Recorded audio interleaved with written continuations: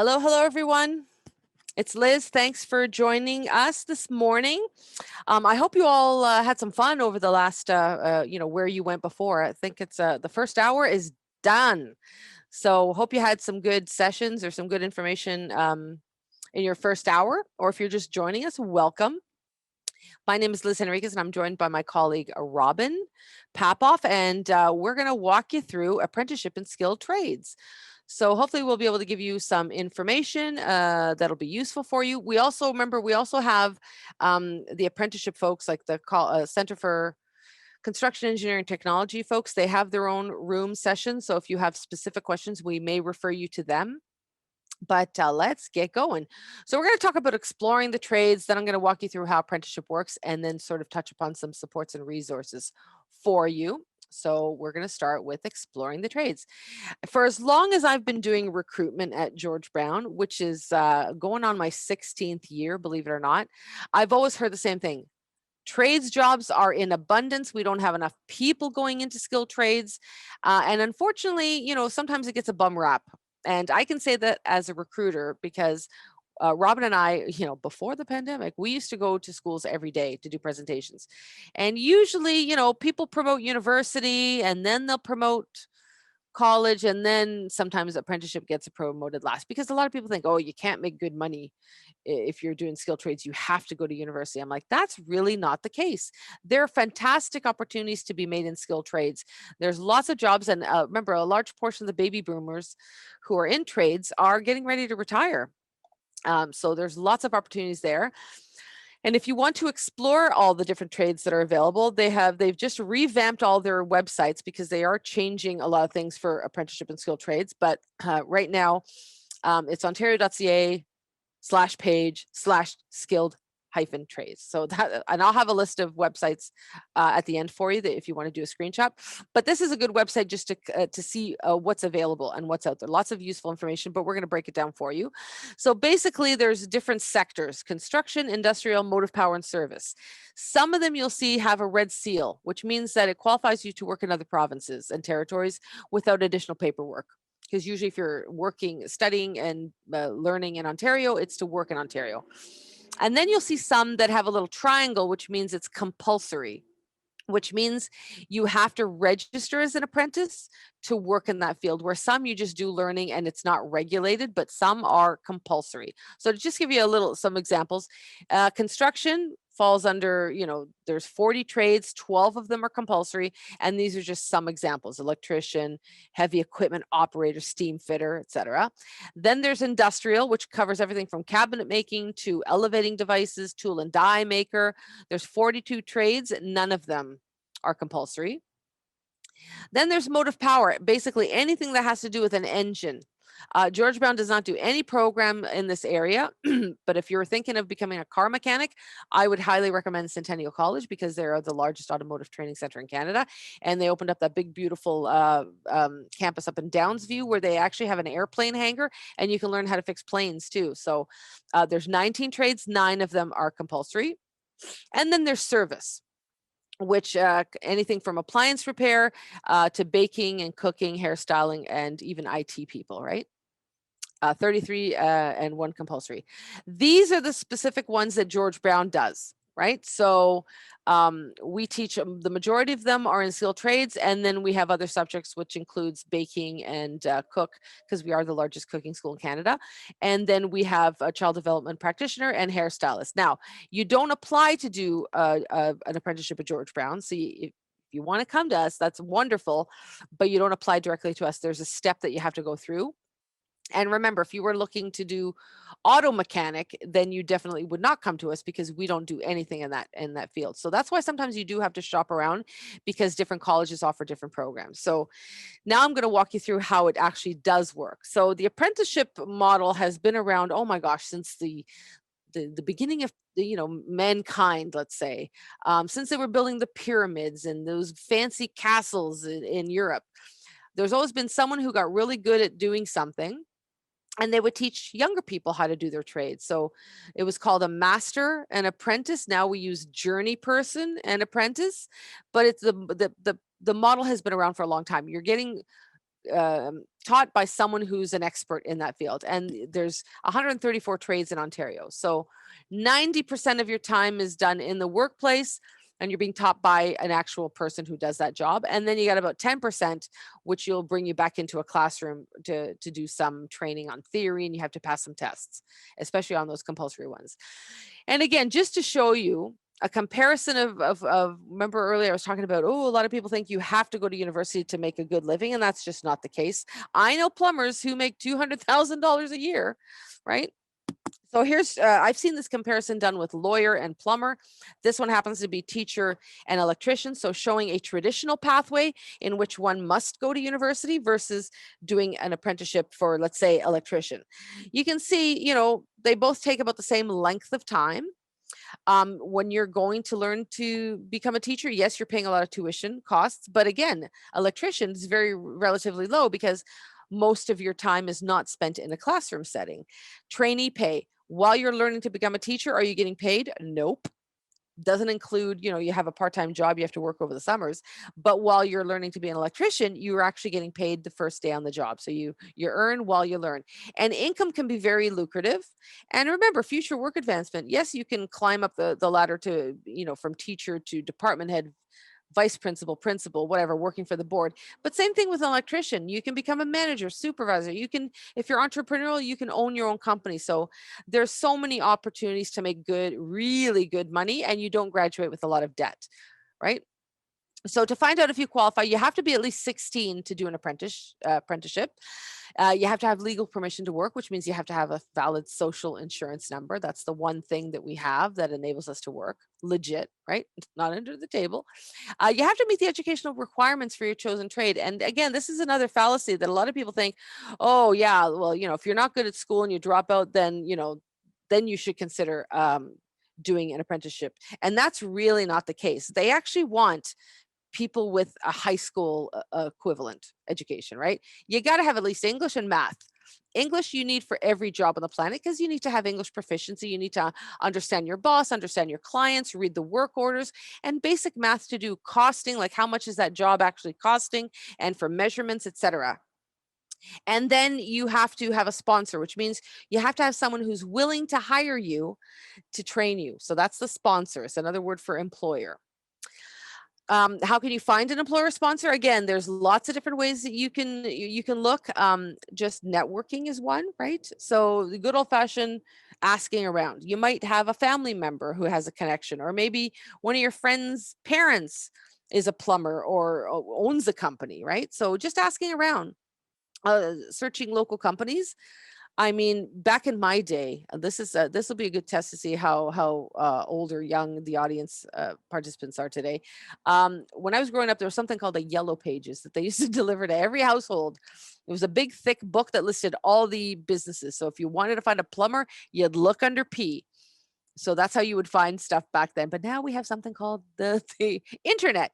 So easy. You can just search online to find a local company and just ask them, say, hey, I'm interested in becoming a tradesperson. Do you have any leads? Are you looking for anybody? You can also check unions or trade associations, and we'll list some on the last slide. And when I was poking around, some of the websites said, oh, we're recruiting. Because remember, a lot of that aging baby boomer demographic, they need new members coming in to join the union and pay dues and stuff and keep it going. And sometimes they'll help you because they want you in. Employment Ontario, so those agencies that help you find jobs, a lot of them can help you match to find employers who are looking for apprentices. And if you're in high school, talk to your guidance counselor. Maybe you have a shop teacher who has some connections.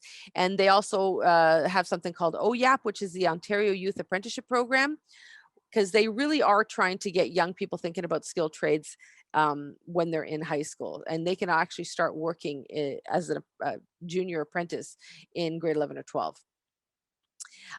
So then when it comes time to apply, you have to be at least 18 years to do the online application. So whereas before it said you have to be at least 16 to be an apprentice, if you're a minor, you have to use a paper application and you have to have parent or guardian consent. But once you're 18, you're considered an adult, you can do the application all by yourself online, which means you have to provide all your personal information, including your full legal name, date of birth, and social insurance number, etc. You have to provide your sponsor slash company's information. So I'm going to be working for ABC Plumbing Company. You also need to provide a sponsor contact, which means a human being that's going to be responsible for you. They work at that company, but they are going to be overseeing your training. Basically, they're going to be given a book of competencies, like a rubric, like a matrix of here's what an electrician needs to learn how to do. And they start off with just safety is the first thing you learn about, all the safety training that you need. And then they get into step one. This is what you're going to do. This is what you got to learn. And they sort of sign off on that. And they oversee your training. And then the work arrangement details. So when are you starting? How many hours a week, etc. All of this information is gathered and you're going to sign a training agreement. So it's basically an agreement between you, your sponsor, and the ministry that oversees this, right? So the province of Ontario oversees all the apprenticeships in Ontario. And they create a signing agreement between the two of you, and they register you as an apprentice.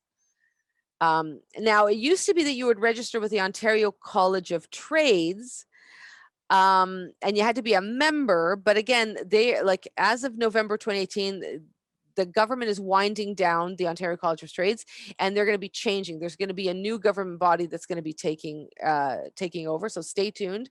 When I last checked last week, the College of Trades website was still up, but that's going to be changing. They have a big red section saying we're going to be shutting her down, so there'll be something new coming.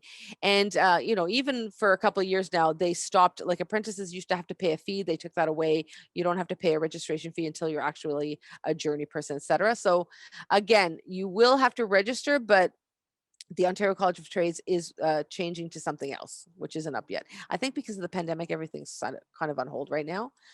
So I'm going to walk you through a sample apprenticeship timeline. This one is specific to an electrician, specifically a 309A, which is a construction and maintenance electrician. So you'll see for this trade, you have to complete 8,160 hours of on-the-job training and 840 hours of in-school training. So it might be different for a plumber versus a carpenter, but we're going to use this one as an example. So assuming that you found your sponsor, you did all your paperwork, you're registered, you're ready to go, boom. The day you start working, you start making money. So you're earning 40% of what a licensed electrician makes. And I looked at I went to payscale.com to look at, sort of hourly wages for electricians. So again, this is just an average. You might make more, you might make less. But so you're going to start off working 10 to 12 months on the job training with your boss, with your employer, making 40%. So you're already earning money on day one. When you finish that, then you're going to come and do your first in-class training. For this one, it would be the level 1 electrician basic. It's about 8 weeks in length. Last year's fees at George Brown were $452. The ministry has covered the rest. So 8 weeks, theory, doing some tests, boom, then you go back to work. Now you're making 50 to 60% of what a licensed electrician makes. So you've bumped up in pay because now you can do more intermediate stuff, right? Another 10 to 12 months, boom, then you're going to come back and do your next in-school training session. This one is level 2 electrician base intermediate. This one is 10 weeks in length. Again, last year students paid $565. The ministry paid the rest. You do your 10 weeks, then you're going to go back to work. Now you've bumped up to 70 to 80% of what a licensed electrician makes because you can do more, right? You've passed your different levels. Another 10 to 12 months. Remember, you had to complete a certain amount for each trade. And then you're going to come back and do your last in-class training. This one would be electrician advanced. This one is also 10 weeks in length. Last year, students paid $621 bucks, and the ministry covered the rest, right? When you're finished everything, so remember, you finished your 8,160 hours of on-the-job training, your 840 hours of in-school training, you're going to write your final certificate of qualification, your CFQ, and you have to score with 70% or higher on your final test to become licensed. So in this case, you'd be a licensed 309A electrician. So that's basically the way an apprenticeship timeline would run. So that's why it says 5 to 6 years to become an electrician. Because remember, if at some point you don't pass the training or you fail a test, they're not going to just slide you through. They're going to make you go back and figure out where you went wrong. And you're going to have to do some retraining. You might have to repeat things, right? Just like in college, if you fail a course, you have to repeat that course. So that's why some people zip through it really quickly. Some people it might take a little longer because they have to repeat. In terms of support and resources, Just like if you were going to college, you could apply for OSAP, some funding. You can also apply to many provincial and federal supports for apprentices, including getting up to $4,000 in interest-free loans or federal grants. There's also, you can apply for EI for those periods that you're in school and you're not doing your on-the-job training. You can apply for EI while you're coming to school. There's a one-time $2,000 completion grant once you're finished your training. And they even have an incentive grant for women, because remember, we're trying to get more female representation in a lot of these trades. So even George Brown has some wonderful new opportunities with to fund and give money to women who are coming to George Brown to study trades. There's also tool grants that are available. So this started last August, because again, you might have to buy some tools. Well, you're not might, you will have to buy some tools to do your particular trade, and you can get a little bit of money to help pay for that, depending on what sector you're in. You know, you need a good hammer, you're going to have the tool belt. And again, when you start on the job, maybe your boss might have, you know, the company, your sponsor might have some, but it's good to probably say, listen, you got to buy some tools, you got to get your own stuff. And remember, the money you put into that, you're going to be using those tools when you're finished all your apprenticeship training and you're working on the job. So you want to get some decent stuff. So now let's talk about what happens if you can't find someone to sponsor you, which happens. And as you can see in the first paragraph, it clearly says prior experience is not a requirement, but we do hear sometimes that people go knocking on the door and say, hey, I really want to be an electrician. Will you take me? And they're like, do you have any experience? And if you say no, they'd be like, well, we prefer someone who has a little bit of experience. So if that's the case, colleges do offer 1 and 2 year programs, which will introduce students to trades and get you prepared. It gets you a little bit of experience before you go do an apprenticeship. So at George Brown, these are the programs that we have. So 1 year programs, construction techniques, electrical, plumbing, welding. These are 1 year programs to get your foot in the door. So, I mean, remember, as we saw, electrical technique, 1 year of electrical techniques is not enough to get you trained up, but it's enough to get you maybe then go back and say, hi, remember me? I did 1 year at George Brown. Will you take me now? And sometimes they'll be like, oh, now that you did a year, now we'll take you. And then there's also some 2 year programs. Now, that being said, sometimes students will just come to college. They don't do the apprenticeship route and they'll do all their training with us. But again, these are good prep courses to take. And if you're thinking about the trades, but you're not sure which trade you want, might I recommend, so that 1 year construction techniques program, this is my favorite one to talk about, because in 1 year, you're going to try all of them. So you're going to do electrical mill writing in semester 1, sheet metal, air conditioning, and carpentry in semester 2, and then welding, steam fitting, plumbing in semester 3. That's a really good 1 year foundation to try and find out which one you like and which one you're good at. And after this, you can go back and finish the rest of your training as an apprentice. Or sometimes students will just say, you know what, I'm going to keep going, and they'll just register in like the George Brown's renovation program, and then they just start working from there. So you don't have to do an apprenticeship. You can just come to college like you would go to university, and you pay us and we train you. But I always like to promote the apprenticeship route because you're getting paid while you're learning, right? Then there's something called pre-apprenticeship or pre-trades programs. These are, again, sponsored. So they're free. They take up to 40 weeks, include level 1, all your training, etc. And it's good for anyone who's graduating high school. Maybe you didn't finish high school. Maybe you're new to Canada. But again, you have to shop around, because at George Brown, we only offer it in industrial mechanical millwright.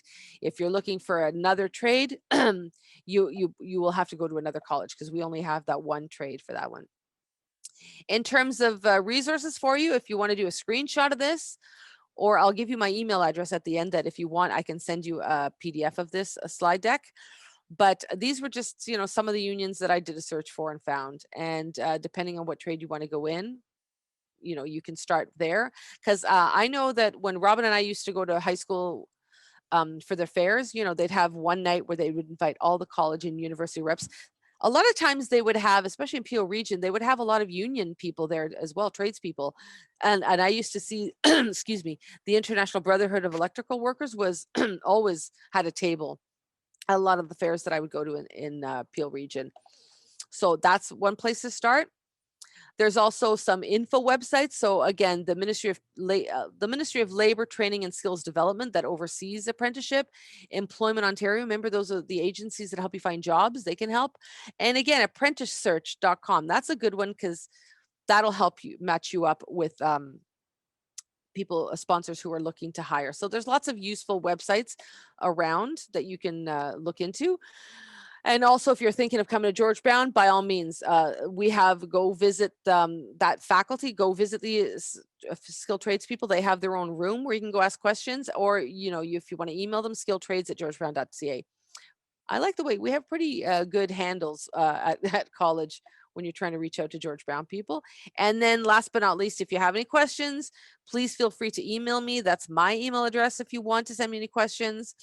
Um, and I can send you a PDF of the slide deck if you want. We are recording the session.